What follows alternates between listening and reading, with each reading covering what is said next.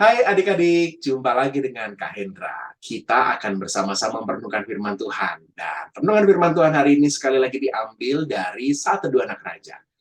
Renungan Harian Anak, terbitan Bina Warga, edisi bulan Desember. Kita sedang merenungkan tentang kisah orang-orang Majus yang memberikan persembahan. Maka hari ini kita akan kembali membaca firman Tuhan.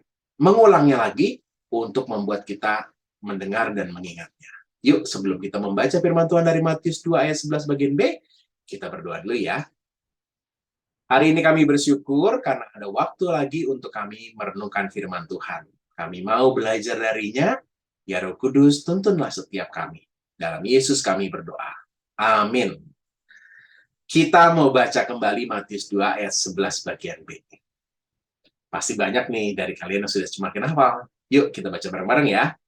Mereka pun membuka tempat harta bendanya dan mempersembahkan persembahan kepadanya, yaitu emas, kemenyan, dan mur. Hari kemarin kita sudah membahas tentang persembahan yang pertama, yaitu emas. Nah, hari ini kita akan membahas persembahan yang kedua. Apa yuk persembahan yang kedua? Setelah emas, yaitu kemenyan. Benar banget. Kemenyan itu bentuknya kira-kira seperti ini ya. Kayak batu-batu kecil yang sebenarnya itu getah yang kering.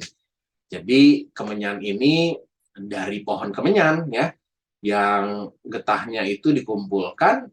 Nah, jadinya seperti ini ya.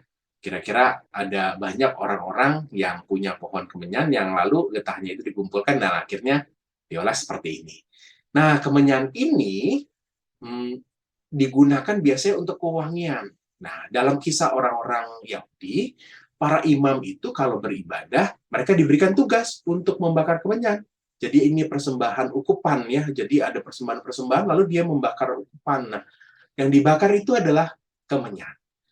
Nah, adik-adik, dalam kisah Natal ada kisah di mana Zakaria, papa dari Yohanes Pembaptis, mendapat giliran menjaga giliran membakar ukupan di bait Allah. Nah, inilah yang dibakar itu kemenyan itu ya. Jadi kemenyan ini adalah persembahan yang merujuk pada tugas para imam di bait Allah. Jadi ketika orang-orang Majus memberikan persembahan yaitu berupa kemenyan, mereka sebenarnya sedang mau mengatakan bahwa anak yang baru lahir itu Tuhan Yesus bukan hanya raja yang memberikan persembahan emas, tapi juga kemenyan.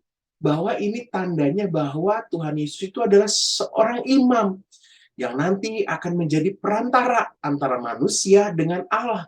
Kita kan manusia yang berdosa. Kita perlu Tuhan Yesus untuk bisa terkoneksi kembali kepada Tuhan.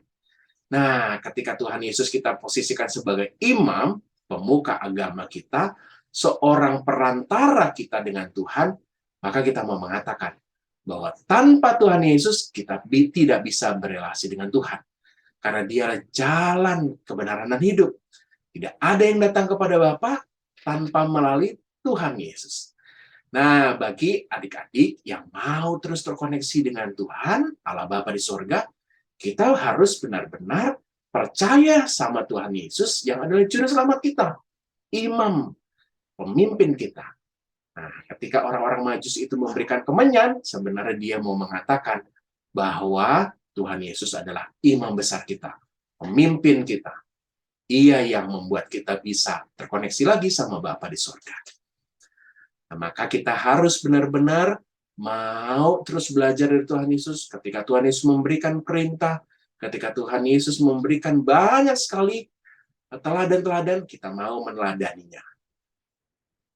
Demikian adik-adik perenungan hari ini. Semoga hari ini kita bisa seperti orang Majus yang mau memberikan persembahan yang terbaik dan kita mau memberikan kepada Tuhan Yesus, yaitu imam besar kita. Yuk, kita mau berdoa dan memohon Tuhan menyertai kita hari ini. Kita berdoa yuk. Tuhan, terima kasih karena hari ini kami merenungkan firman Tuhan, belajar tentang arti kemenyan yang diberikan orang-orang Majus kepada Tuhan Yesus. Kiranya kami benar-benar mau membuat Tuhan Yesus sebagai imam kami, sebagai pemuka agama kami, sebagai Tuhan yang membuat kami benar-benar bisa berelasi dengan Tuhan. Terima kasih untuk hari ini. Dalam Yesus kami berdoa. Amin. Demikian renungan harian hari ini. Semoga hari ini penuh dengan berkat Tuhan dan kalian semua merasakan sukacita. Tuhan Yesus berkati. Sampai ketemu.